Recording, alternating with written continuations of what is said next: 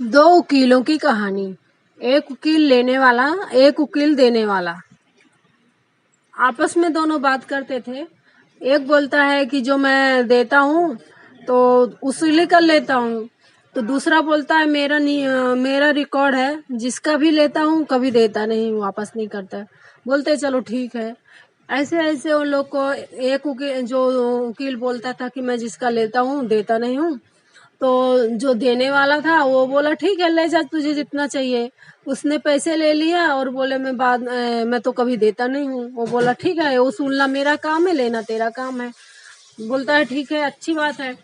ऐसे करके वो लोग 3 साल, 4 साल, 5 साल, 6 साल, 7 साल, 7 साल तक निकल गए। बाद में एक दिन वो बोलता है कि आज तो मैं अपना पैसा लेके जाऊंगा। वो बोलता मैं पहले ही बोल दिया था, मैं किसी का देता ही नहीं हूँ, मेरा तो लेना ही काम है, देना नहीं। तो उसने क्या किया कि वो बाहर आकर बैठ गया। बोलता जब तक मैं पैसा नहीं ले लूंगा तब तक मैं अपने घर वापस नहीं जाऊंगा। ऐसा बोल के दरवाजे पे बैठ गया। दरवाजे पे बैठ गया, 2-3 दिन निकल गए बैठे बैठे। अभी ये क्या किया, लगा के फांसी और लटक गया। जब फांसी लगा के लटक गया तो अब औरत है, लड़के लोग हैं, सब लोग रोना पीटना पड़ गया। वो बोलता है क्या हुआ, बोलते है वो फांसी लगा के मर गया। बोलता है कोई बात नहीं, चिंता की बात नहीं है, मैं पैसे लेकर ही जाऊंगा। मर गया तो क्या हुआ, उसकी हड्डी से वसूलूंगा। तो सब लोग जलाने के लिए लेके जा रहे थे, उसने रोक लिया। बोलते हैं जब तक मेरा कर्जा मुक्ति नहीं होगा मैं इसे जलाने नहीं दूंगा। वहां से एक राजा की बारात निकलती है और वो राजकुमार को दया आ जाती है कि इसके यहाँ रोना पिटना पड़ा है। पूछ लिया वो है भाई क्यों लाश को रखा हुआ है यहाँ, क्यों नहीं जलाने देते हो। बोलता है कि इसमें मैं इसे लाश को सड़ाऊंगा, इससे हड्डी से इसके पैसे वसूलूंगा। बोलते हैं इससे कैसे, तो बोलते हैं कि जब चमड़ी गल जाएगी तो इसकी हड्डी को बेच के इससे पैसे निकल आएंगे मेरे। तो वो बोलता है ठीक है मैं दे देता हूँ पैसा, इसे छोड़ दे। और वकील को पैसा देकर राजकुमार उसे छुड़वा लेता है लाश को। और बाद में उसके दाह क्रिया के लिए भी पैसा देता है और बोलता है इसको जला दो। बाद में उसका संस्कार करते हैं और वो आगे अपना बारात लेकर आगे चला जाता है। तो बारात लेकर आगे चला जाता है तो आगे आगे घोड़ा रहता है और पीछे पीछे ये भूत बनकर उसके पीछे पीछे चला जाता है।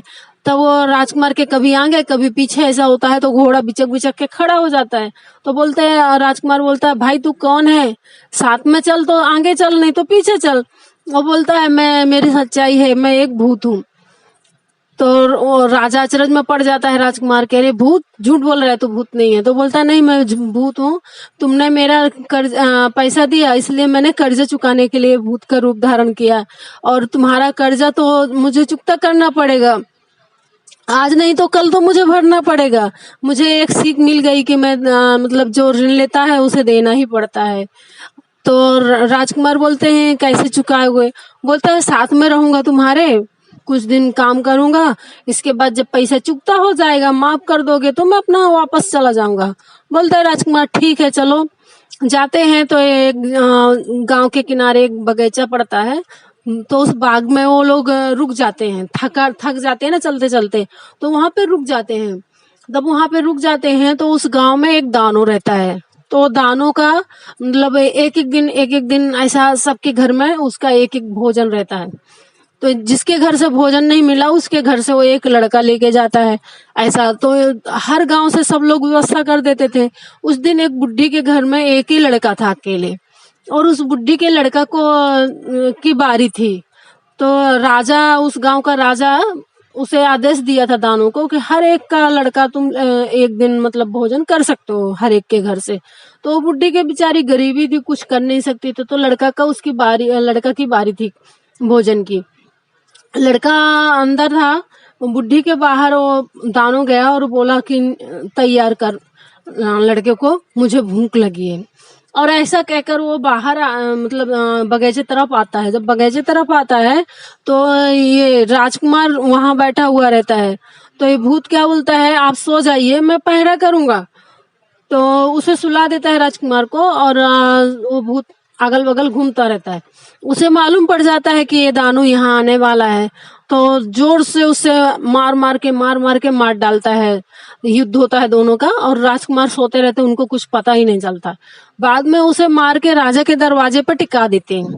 तब राजा के दरवाजे पर टिका देते हैं, तो राजकुमारी दरवाजा खोलती है और देखती है तो एकदम से भागती है, अरे यहाँ तो दानव आ गया ऐसा।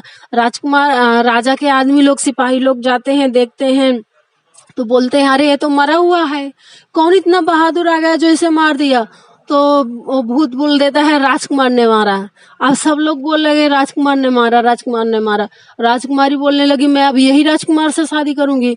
तो उस राज का राजा जो था उससे ही शादी कर दिया, और आधा राजपाट उस राजा को दे दिया। तब आधा राजपाट उस राजकुमार को दे दिया। अब बोलता है भाई राजकुमार, अब मेरा पैसा मतलब चुकता हो गया, अब मैं अपना कर्जा मेरा माफ कर दो और मैं यहाँ से चला जाऊं, मुक्ति पा जाऊं। तो राजकुमार बोलते हैं ठीक है, अभी मैंने तुझे माफ किया तो ऋण से मुक्त हो गया, अभी जा सकता है। ऐसा राजकुमार ने उसे भूत को बोल दिया। अभी वो चला गया। राजकुमार दूसरी जगह जा रहे थे बारात लेकर। एक कन्या थी, वो हर दिन मतलब हर दिन उसकी शादी होती थी और हर दिन उसका पति मर जाता था।